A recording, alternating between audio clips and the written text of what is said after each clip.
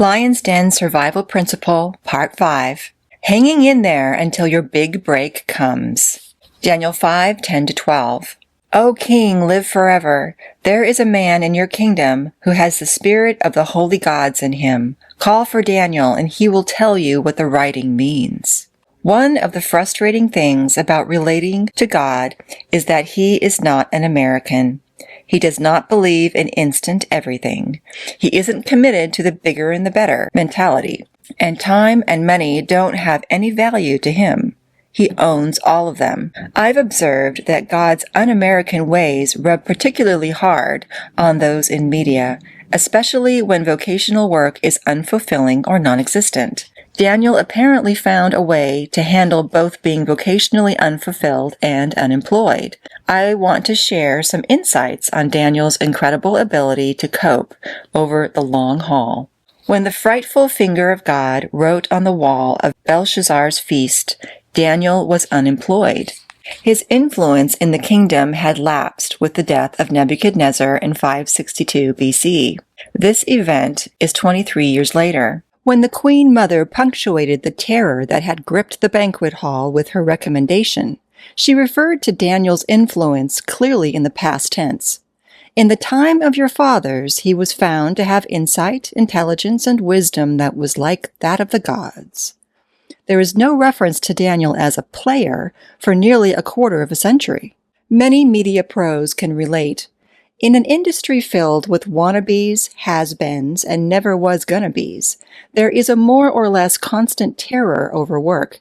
Nagging questions are, will I ever work again? Am I past my prime? Will my break never come?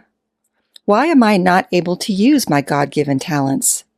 Is this unchallenging work I must do a sign that I have failed God or that he has abandoned me?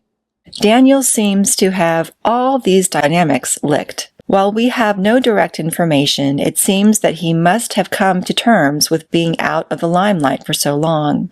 He doesn't even make a sarcastic introductory comment like, well, now that you're desperate, I get the call. Where have you been for the last 2 decades? Survival principle. Don't confuse being unfulfilled or out of work with being out of commission. God hasn't forgotten you or abandoned his plan for you.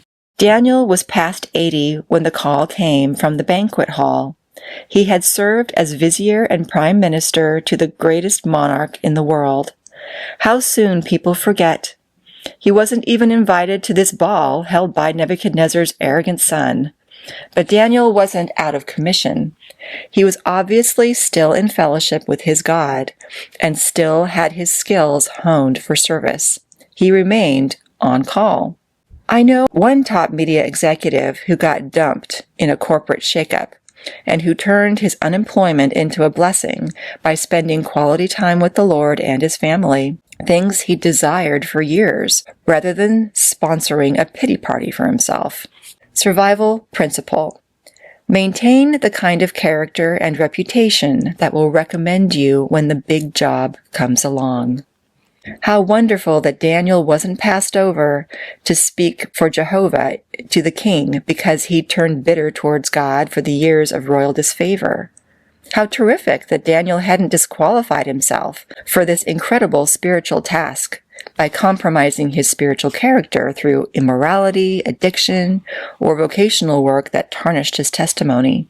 I've heard it said, we'd like to use fill in the blank with your name, but he's become so angry and bitter in the years since his last picture that nobody can work with him. Don't let the attitude of ingratitude disqualify you from your big break. Postscript. According to the Greek historian Herodotus, the very night of the handwriting on the wall, the Medo-Persians captured Babylon. Belshazzar was murdered, and Daniel got a fabulous position in the new realm under Darius the Mede, the new king, because of his character.